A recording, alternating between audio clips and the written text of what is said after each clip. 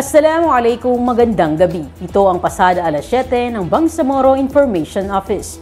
Maghahatid sa inyo ng balita at impormasyon sa Bangsamoro.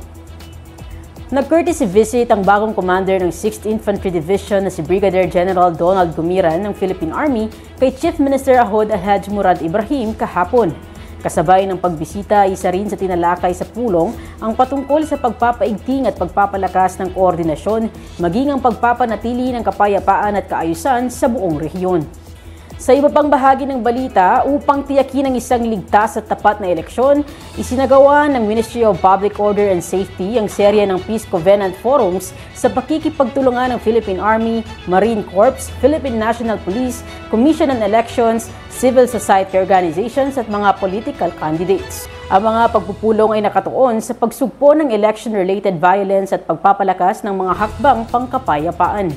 Nitong January 24, naganap ang unang pagpupulong sa Maguindanao del Norte para sa mga kandidato mula sa Talitay, Mother Kabuntalan at Datu Odin Sinswat, ginanap sa 1st Mechanized Battalion Headquarters sa barangay.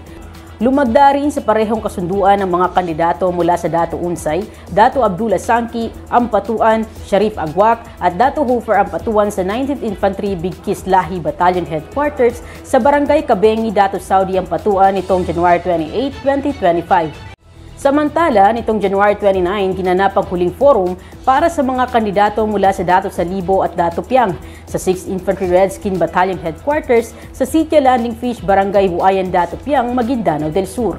Ang serye ng mga Peace Covenant Forums na ito ay bahagi ng masusing inisyatiba ng Bangsamoro Government upang tiyakin ang maayos, patas at ligtas na halalan. Sa pamamagitan ng pagtutulungan ng mga ahensya ng gobyerno, mga tagapagpatupad ng batas at komunidad, layunin nitong protektahan ang karapatan ng mamamayan na malayang makapili ng kanilang mga pinuno at ipagtanggol ang demokrasya laban sa anumang banta ng kaguluhan. Samantala, nagpaalala ang Ministry of Health sa publiko patungkol sa kahalagahan ng pag-iingat laban sa hand, foot, and mouth disease o HFMD.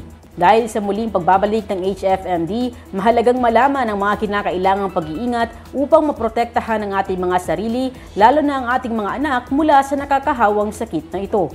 Paalala ng MOH, kapag nakaramdam ng mga sintomas ng HFMD tulad ng lagnat, masakit na lalamunan, pagkawala ng gana at pagkakaroon ng pantal sa kamay, talampakan at maselang bahagi ng katawan, ay kumonsulta agad sa pinakamalapit na primary care providers sa ating komunidad.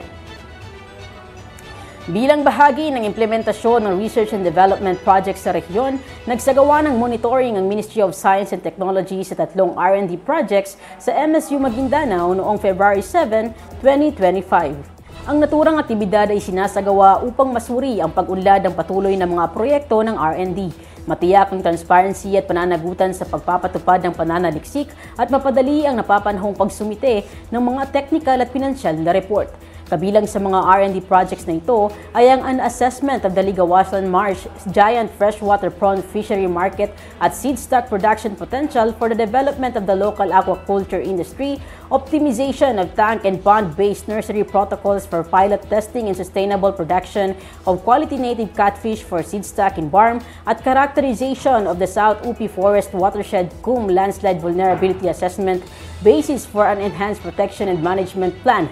Sinusuportahan ng inisyatiba na ito ang mga makabago at high-impact na mga proyekto sa research na nakahanay sa mga prioridad sa rehiyon habang pinapatibay ang papel ng pananaliksik sa pagpapaunlad ng mga polisiya at paglago ng ekonomiya sa Barm.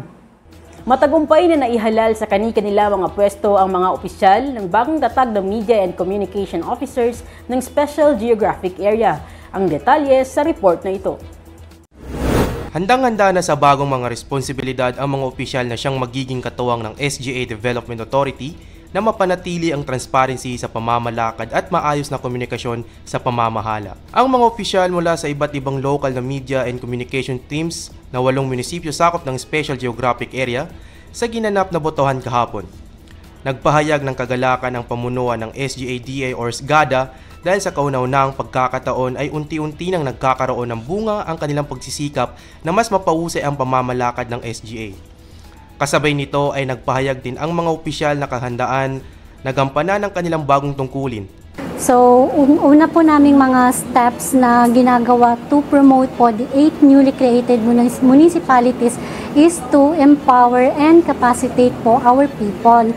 So, inuna po namin dito is itong ating media team para po mas mapalawak po natin yung promotion po ng ating municipalities. Hindi lang lahat ng desisyon is sa'yo. So, kailangan makinig ka din as a leader, makinig ka din sa mga advices nila para at least magiging successful yung gaganapin or anuman na event or program na i-handle natin.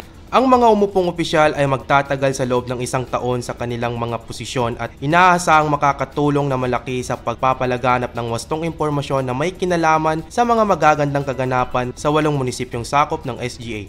Juhay Berengkang, BIO News.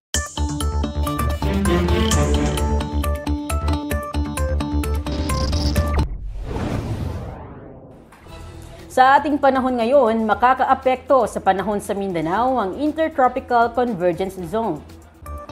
Ayon sa Pag-asa, asahan ng mga pag-ulan na may kasamang pagkidlat at pagkulog. Kaya pinag-iingat po ang mga nasa low-lying areas sa posibleng flash flood at sa mga nakatira malapit sa bundok naman dahil sa banta ng landslides. Manatiling nakaantabay sa mga paalala ng Pag-asa at Barm Ready sa ating panahon ngayon. Sundan ang Facebook pages ng Barm Ready at Barm Ready Weather Update.